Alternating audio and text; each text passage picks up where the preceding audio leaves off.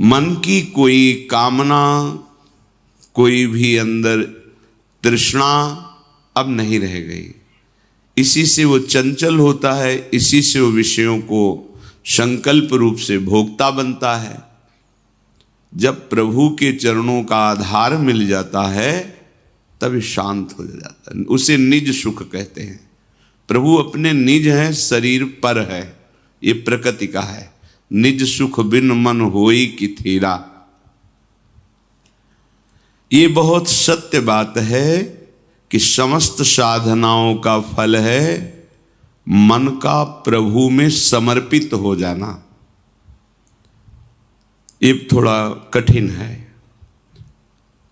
जो नए उपासक हैं घबराए नहीं, बिना मन के भी नाम जपने से कल्याण होगा। कल्याण ये होगा कि आगे चलकर मन लगने लगेगा, मन परम शांत हो जाएगा। पर ये वृंदावन प्रेम भूमि है, यहाँ हमारा विश्राम स्थल प्रेम है। इसलिए जहाँ ऊंचाई की, अध्यात्म की, प्रेम की बातें आवें तो निराश मत होना, वो आगे की मंजिल है, हमें प्राप्त हो जाएगी। सारे साधनों का एक ही पर्यावसान है, मन का इष्टाकार हो जाना, इष्टमय हो जाना।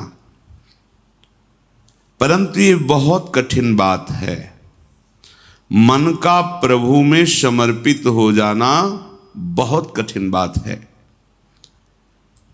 ये सर्वथा सत्य है कि मन का जब तक प्रभु में पूर्ण समर्पण नहीं होगा तब तक अध्यात्म की ऊंचाई पर, जहां काम क्रोध लोभ मोह मद मत्सर स्पर्श भी नहीं कर सकता, अर्थात स्फुरण ही नहीं होता है, उस भूमिका पर पहुंचना असंभव है जब तक मन अपने आराध्य देव में समर्पित नहीं हो जाता। बड़ी कठिन चीज है मन को रोकना। 5 मिनट मन कहीं गया ही नहीं, केवल प्रभु में डूबा रहा, बहुत बड़ी उपलब्धि है। निरंतर मन भगवदाकार है, वो तो सिद्ध पुरुष हैं। अर्जुन के सदस्य जो महाबली हैं, भगवान के सखा हैं और दिव्य हैं, वो प्रभु से कहते हैं कि मन को रोक पाना बहुत कठिन है प्रभु। इतनी सामर्थ्य है भगवान की कृपा से कि आपने चरित्र सुना, उर्वशी जी काम से प्रेरित होकर स्वागत करती हैं और वो कहते हैं माता कुंती और माद्री के समान मैं आपको देखता हूं। जैसे गुरु पर भाव होता है वैसा आप पर भाव है, आप एक शब्द भी ऐसा न निकालिए। ऐसे महापुरुष कह रहे हैं भगवान से स्वयं कि मन को रोकना बड़ा कठिन है। इतना कठिन वायुरिव सुदुष्करम, जैसे तूफान को रोकना कठिन है, ऐसे मन को रोकना कठिन है। परंतु भगवान अर्जुन की इस बात को एकदम नकारा नहीं कि तुम ठीक नहीं कह रहे हो, कह रहे ऐसा ही है। असंशयम महाबाहो मनो दुर्निग्रहम चलम, बिल्कुल तुम ठीक कह रहे हो, ऐसा ही है। मन को रोकना बहुत कठिन है, पर ऐसा नहीं है कि उसे रोका नहीं जा सकता। कठिन है पर रोका नहीं जा सकता, ऐसी बात नहीं है। तुम महाबाहो हो, शूरवीर हो, तुम प्रयास करो, ये हम सबके लिए है। तो हम कहें कि हम तो शूरवीर हैं नहीं, देहाभिमान के कारण तुम वास्तविक शूरवीर नहीं हो। अपने स्वरूप की तरफ देखोगे तो तुम भगवद अंश हो। जो अर्जुन जी में आत्मस्वरूप विराजमान है भगवान, वही तुम्हारे हृदय में विराजमान है, बिल्कुल संशय मत करना। हम जितना शरीर और संसार से प्रीता करते जाते हैं वैसे ही हम दिव्य शक्ति से रहित होते जाते हैं, और जितना हम इसका त्याग करके प्रभु में अनुराग, उतनी हमारे अंदर दिव्यता आती जाती है। मन जो ये है इसका निग्रह करना बड़ा कठिन। निग्रह माने रोकना, हटाना, जिन विषयों में जाता है उससे हटाना। परंतु ये वश में हो जाता है। अभ्यासेन तु कौन्तेय वैराग्येण च गृह्यते। अभ्यास और वैराग्य दो के द्वारा इस मन को वश में करने का उपाय श्री भगवान ने बताया।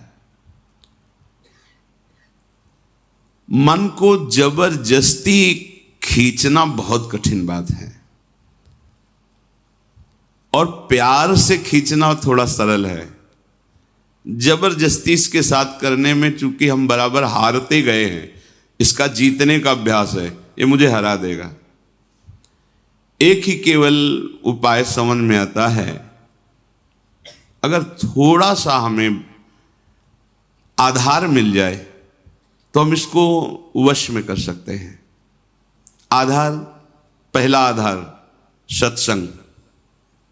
क्योंकि जैसे हमें प्यास बढ़ती है फिर हमें कोई दूसरी वस्तु अच्छी नहीं लगती। जल में मन लगाना नहीं पड़ता। देखिए, जब प्यास लगे तो आपको अधोटा दूध पिलाया जाए कि जल से बहुत ही कीमती है, आपको बिल्कुल नहीं, आपके मन को रुचेगा नहीं। अच्छा, जल का हम चिंतन करें, जल का हम ध्यान करें, ऐसा भी नहीं, बिल्कुल जलमय होगा मन, बस पानी चाहिए। क्यों? क्योंकि प्यास लग गई है। पहला आधार है सत्संग। हम देखते हैं कि जो एकांतिक हैं पर सत्संग नहीं सुनते, बहुत से ऐसे दोष हैं जो उनको अध्यात्म में आगे नहीं बढ़ने देते।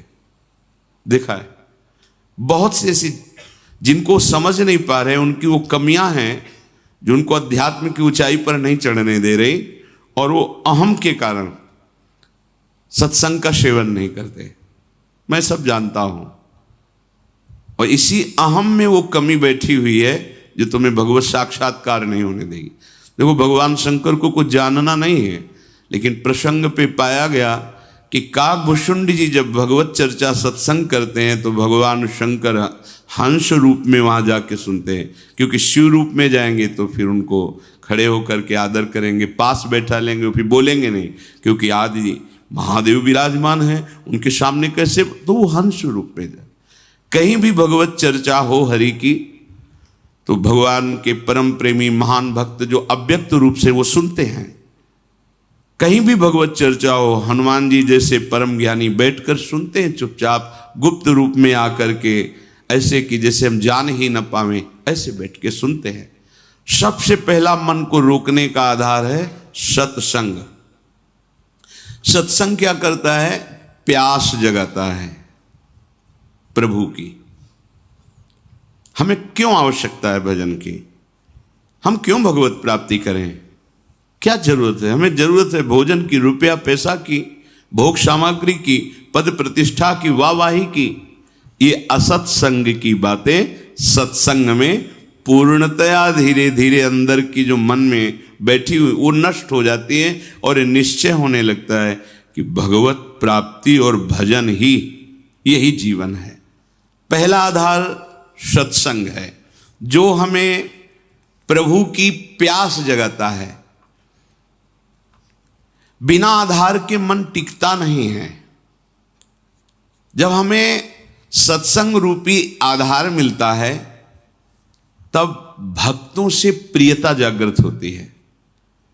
कई जैसे उपासकों ने बाहर के प्रश्न किया कि हम श्री जी को नहीं जानते, क्या संप्रदाय है, क्या उपासना, हम तो बस आप और आपकी बात को मानते हैं। हमारे सामने आप हैं और आपकी बात है। बात बन गई क्योंकि आपने आधार ले लिया ना। और भगवान को बहुत प्रसन्नता होती दास दासोहम वृत्ति से। हरिदासों के प्रति दासत्व का भाव रख लिया जाए तो बहुत जल्दी। इसके बहुत सी छंदों में सेवक जी ने राधा वल्लभ भजत भज भली भली सब होए, ऐसा वर्णन किया है।